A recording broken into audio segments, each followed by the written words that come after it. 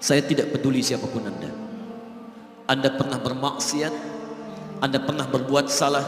Kita manusia yang tidak luput dari dosa. Tapi saya ingin berikan tawaran dari Al-Quranul Karim. Quran surah keempat An-Nisa ayat 100, posisi paling kiri sebelah bawah. Pernah ada orang berbuat maksiat yang tak terlukiskan. Ada seorang yang pernah bunuh orang. Bunuhnya bukan 1, 2, 100 orang. Tak terlukiskan bilangannya. Kriminalitas tidak perlu diukur karena Anda akan lelah menghitungnya. Ketika Allah berkenan memberikan hidayah kepadanya, Masya Allah, dan hidayah selalu terbuka pada siapapun sepanjang ia mau mengambilnya sebelum nyawa sampai di kerongkongannya. Tiba-tiba datang ia pada seorang alim dan berkata, saya ingin berubah. Alim ini kemudian menyampaikan pada orang dimaksud, Anda bukan berarti tidak bisa menjadi orang baik. Hanya Anda tinggal di lingkungan yang tidak mendukung Anda jadi baik. Keluarlah dulu dari tempat itu. Pergilah ke majlis ilmu si fulan, tempatnya ada di sana.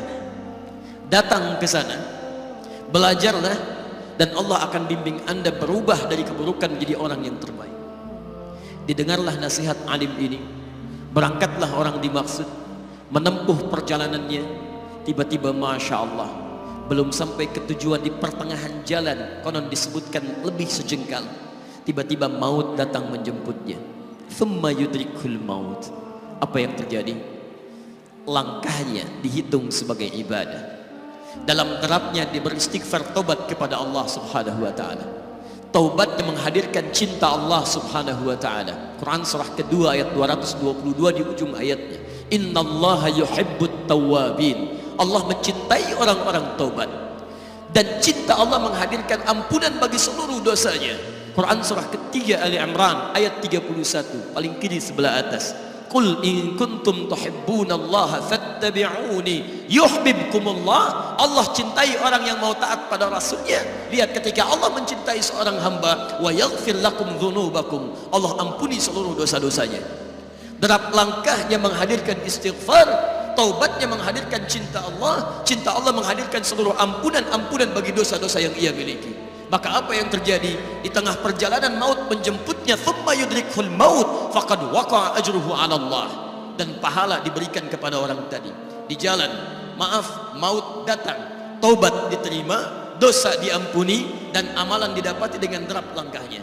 Maka apa yang terjadi? Thumma yudrikhul maut faqad waqa'a ajruhu 'ala Allah. Pahalanya dituliskan oleh Allah, dakhalal jannah, kata Nabi, masuk surga orang ini.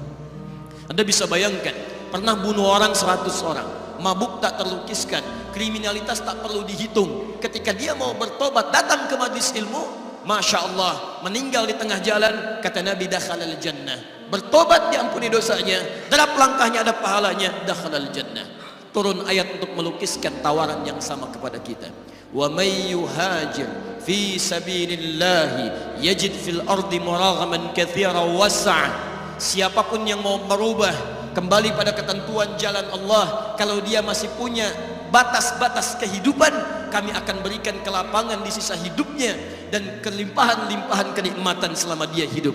Wa may yakhruj min baitihi muhajiran ila Allahi wa rasuli.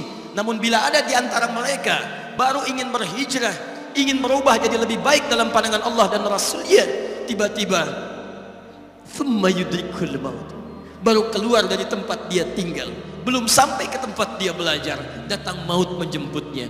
Faqad waqa'a ajruhu 'ala Allah. Kami terima semua amalnya, kami ampuni dosa-dosanya, dan kami tuliskan namanya di dalam surga.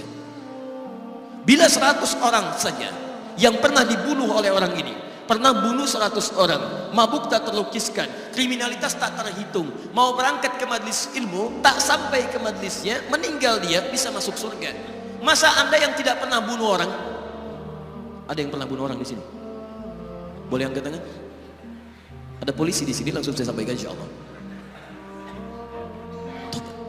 Anda gak pernah bunuh orang, Anda tidak pernah mabuk, Anda tidak pernah berbuat kriminalitas seperti orang dulu. Salah, wajar, tapi pintu tobat terbuka untuk kita semua.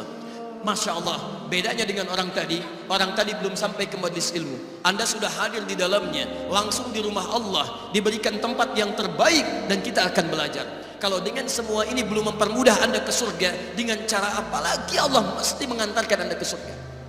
Kalau dengan duduknya Anda di sini belum mau juga bertobat, dengan cara apa lagi Allah harus membimbing Anda bertobat? Kalau dengan seperti ini belum juga Anda taat kepada Rasul, dengan cara apa lagi Allah mesti meyakinkan Anda untuk taat kepada Rasulullah SAW? Karena itu teman-teman sekalian, mari kita pelajari ilmunya, dan dengan ilmu itu akan membimbing kita insya Allah kembali kepada Allah sampai mengajak keluarga kita ke surga insya Allah.